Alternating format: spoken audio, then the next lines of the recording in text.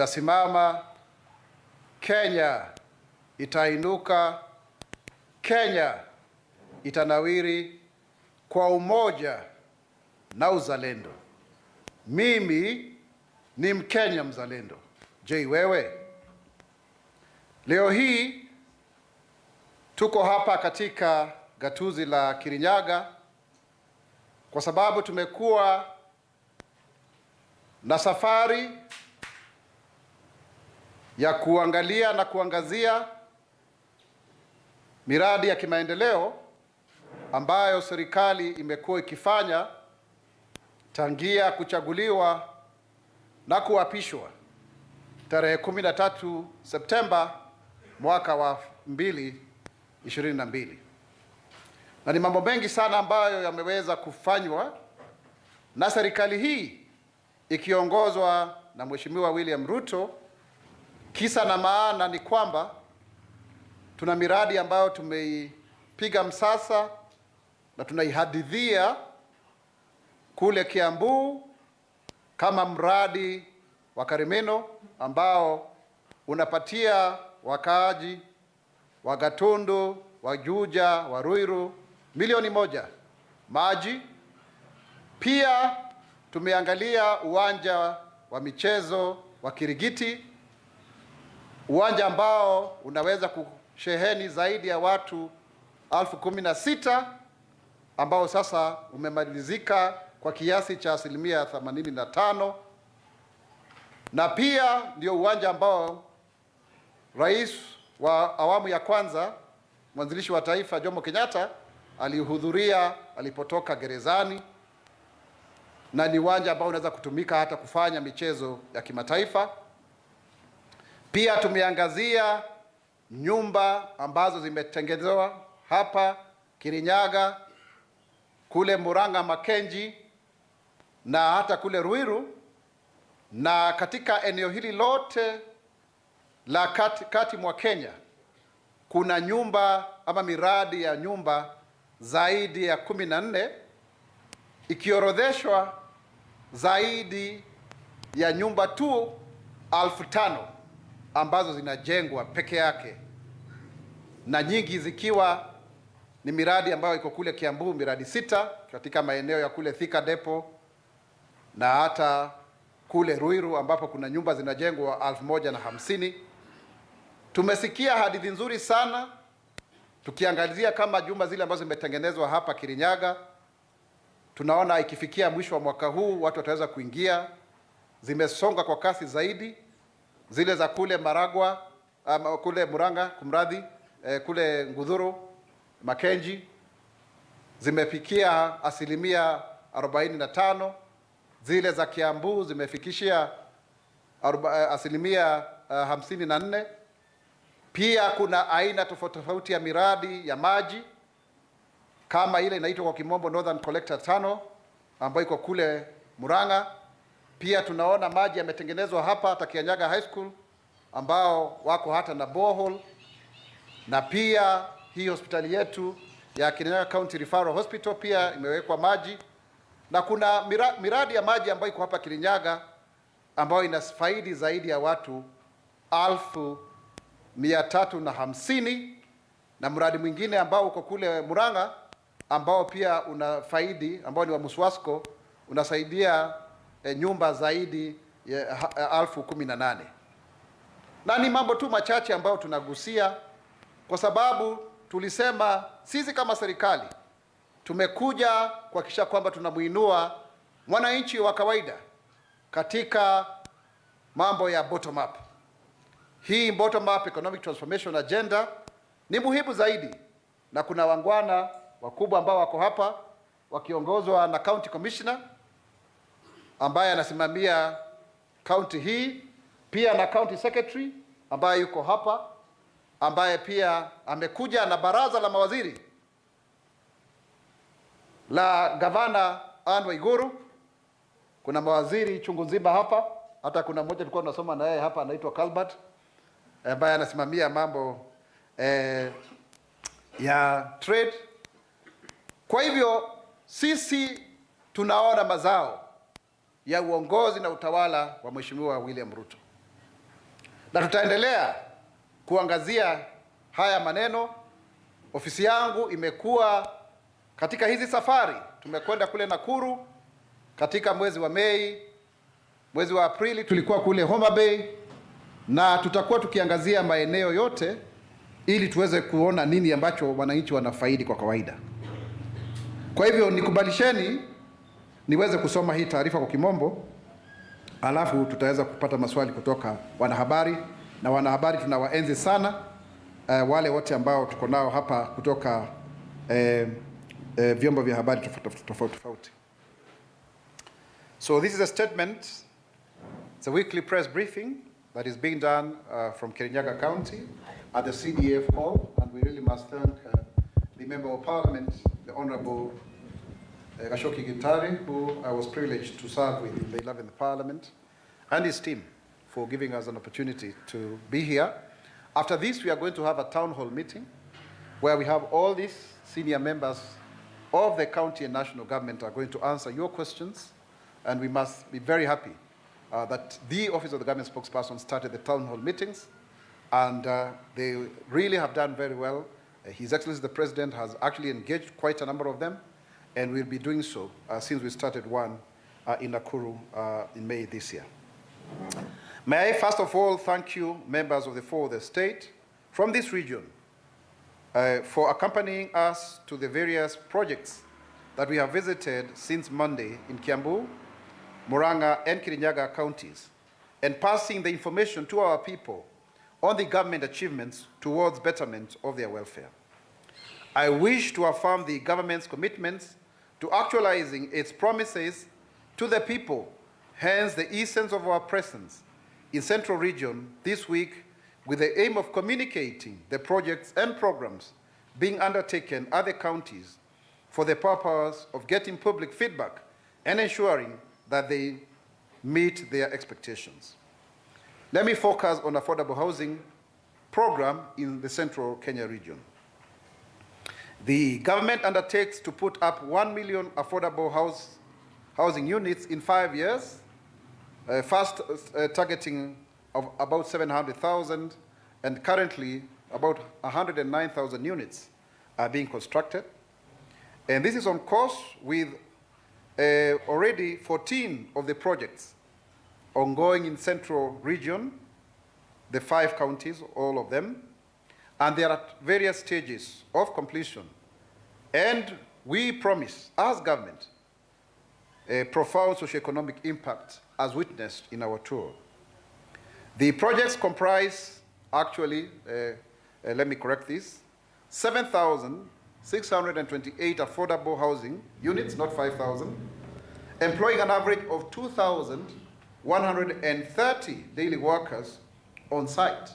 So over 2,000 people are getting daily bread from these, with an additional 5,000 skilled and low-skilled workers engaged directly and indirectly off-site across the housing economic value chain in the region.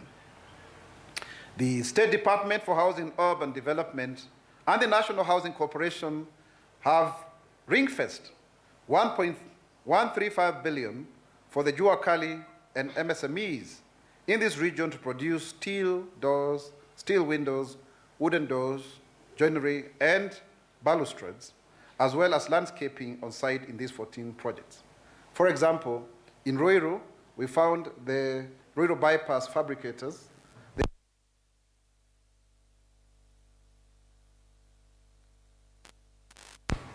They have been given a total of 107 million shillings contract that is going to enable them to make a difference in their lives.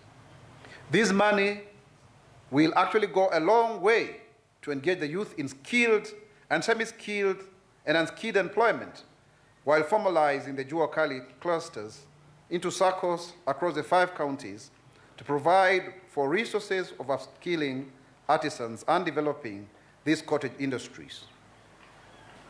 And it is very important to say, if you look at the integrated way in which we as government are doing it, we have already certified 213 artisans due to having prior experience, and also at the same time, we are very keen on those who may not have had an opportunity to go to school to register in the Open University of Kenya, or UK, where we have 3,289 students, so that then you can have the certification that is supposed to actually, domicile your learning so that you are seen to be competent and qualified.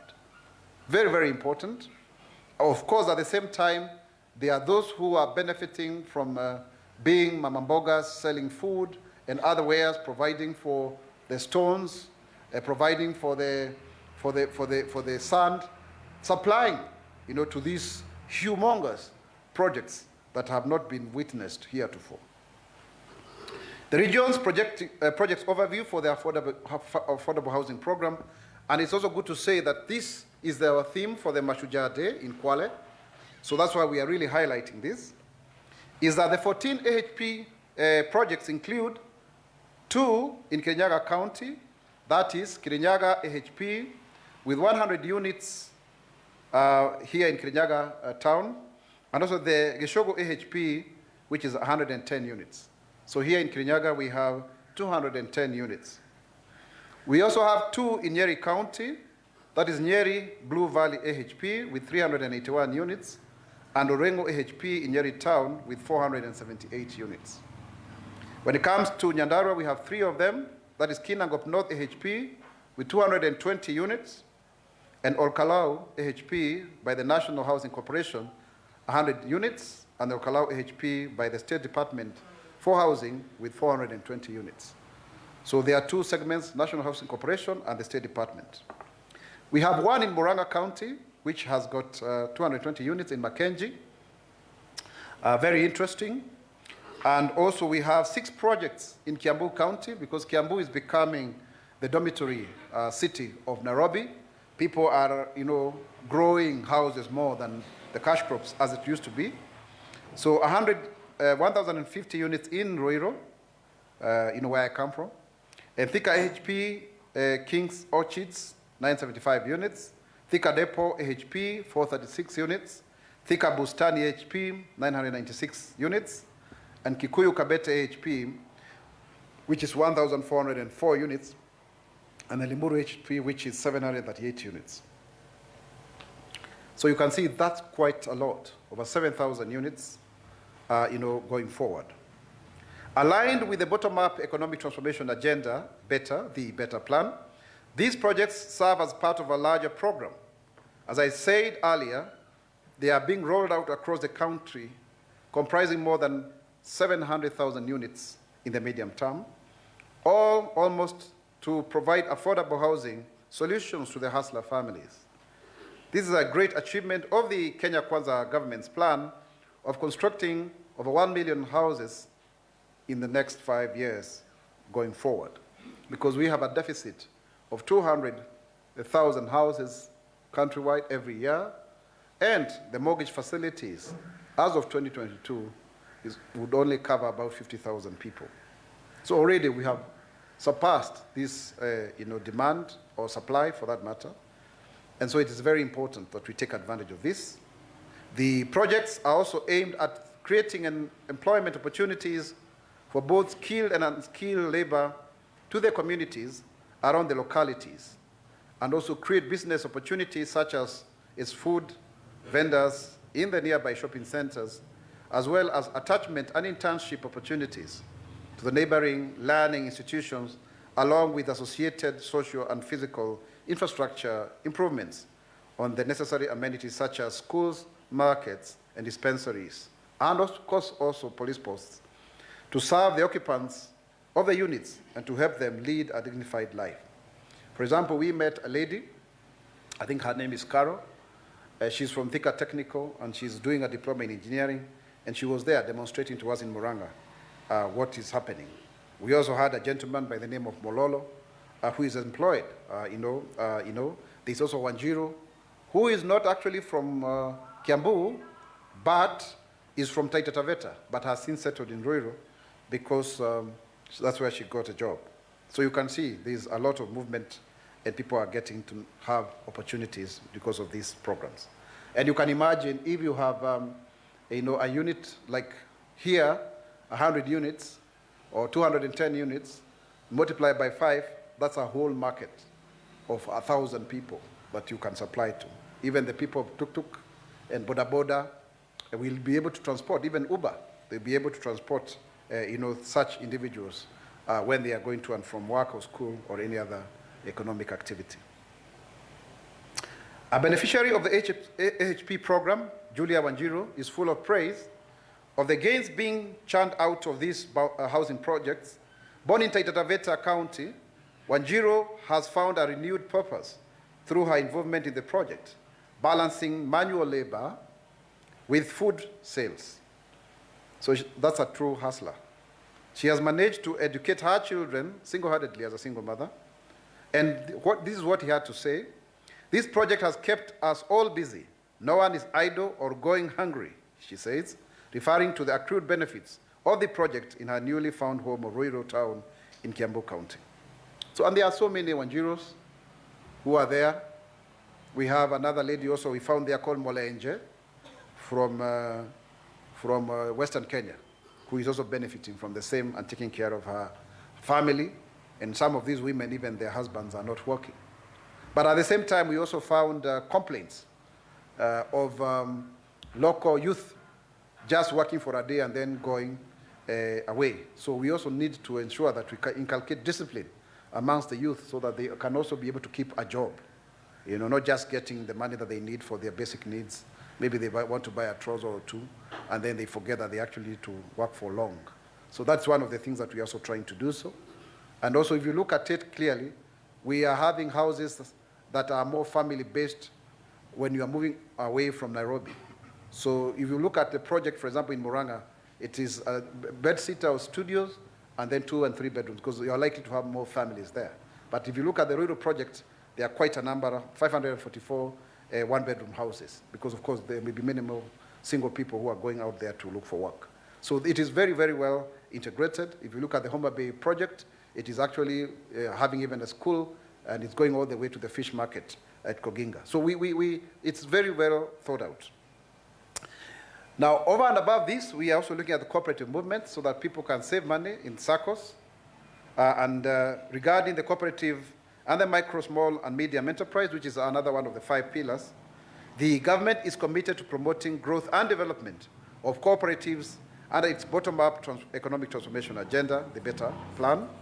This is mainly happening through semi-autonomous government agencies, including the New Kenya Cooperative Creameries, that is NKCC, whose mandate is to procure high-quality raw milk, process, and package and market it along its value-added products. So already you can remember the pronouncements that the president has made in this regard. The other agency is the New Kenya Planters Cooperative Union, NKPCU, to provide affordable credit, to coffee farmers, mill and market their coffee. So please, we are urging people to actually do their coffee. The BETTER plan revolves around mobilization of actors in the economy into cooperatives, societies, including the registration of cooperatives in the 9 priority value chains of rice. So there are 9, please note them. 9, tea, livestock and beef, dairy production, edible oils, artisanal miners, is a value chain, blue economy, and the artisanal fishing, textiles and apparel, alongside construction and affordable housing. Let me repeat them for clarity. Rice, tea, I do know rice is very important here, tea, livestock and beef, that is dairy production as well, edible oil, artisanal miners, and then blue economy, which also includes some form of mining, and then artisanal fishing. And when we say artisanal, we mean small scale, where we are even organizing people into BMUs, beach management units, and textile and apparel, that is because of the cotton, and then construction and affordable housing. So you can see it's very, very clear what are the value chains that we are trying to make sure that they work well. The BETTER plan further facilitates cooperatives ventures through provision of cooperative aggregation infrastructure.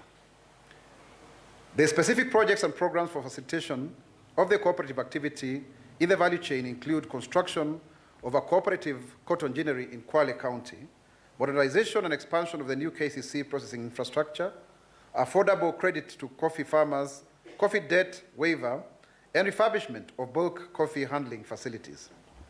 In the last 2 years, the government has attained a number of achievements in the cooperative subsector, key amongst them registration of 389 cooperative societies across the 9 priority value chains, which can be broken into 3 cooperatives for rice, 1 in the tea sector, 22 in livestock and beef, 62 in the dairy production, 41 in edible oils, 117 in the artisanal miners, 104 for the blue economy, and artisanal fishing, 17. Like that, and apparel, and 22 for the construction of affordable housing in the cooperative societies. The new Kenya Cooperative Creameries, NKCC, has been designed to ensure that the buyer of milk of the last resort is actually that organization in order to mitigate against low milk prices. And currently, the entity is serving 60,000 dairy farmers through 300 dairy cooperatives and other farmer organizations, majority of whom are really from this region. So this is our own product. The new KCC reached a processing capacity of 875,000 liters, that is 250,000 liters of dairy milk and 650,000 liters of raw milk, with completion of modernization of facilities having been at 85% by June 2023.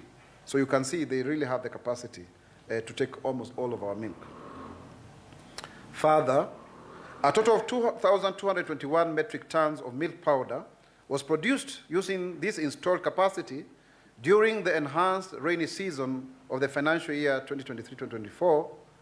And in that regard, following the setting of the El Nino rains, in November 2023, the NKCC made a request of 1.5 billion to the Parent Ministry of Cooperatives and MSMEs Development for support to facilitate mop-up of excess milk so that you don't have a milk glut. The government was able, because of budgetary constraints, to give 900 million of the money in December 2023. So that's why you can see that capacity is that high. The government has also allocated more funds in the current financial year for milk powder processing and completion of the last phase of NKCC modernization project. So don't stay there with your milk. There is capacity to buy, and we continue to increase it so that we can benefit all of us. Now let's come to the new KPCU. The new KPCU has in the last 2 years disbursed credit totaling to 4.95 billion to 365,972 coffee farmers spread across the 26 coffee growing counties through the Coffee Cherry Advanced Revolving Fund, according to records by the new KPCU here in central Kenya. So you can see the numbers, 4 billion, actually let's call it 5 billion, that is going to nearly 400,000 farmers. This is unprecedented. And the 4 growing counties of Kiambu, Kirinyaga, Murang'a, and Nyeri have actually received a total sum of 2.309 billion, and this has benefited 182,827 farmers. So it's actually the lion's share of that. There was also an increased coffee milling activity nationally. The new KPCU mills with 8,470 metric tons of coffee that was milled in the financial year 2023-2024 against 878 tons in the financial year 2022-2023. So you can see, look at 878 tons against 8,470. Basically, even if you do a quick mathematics, that's over, it's like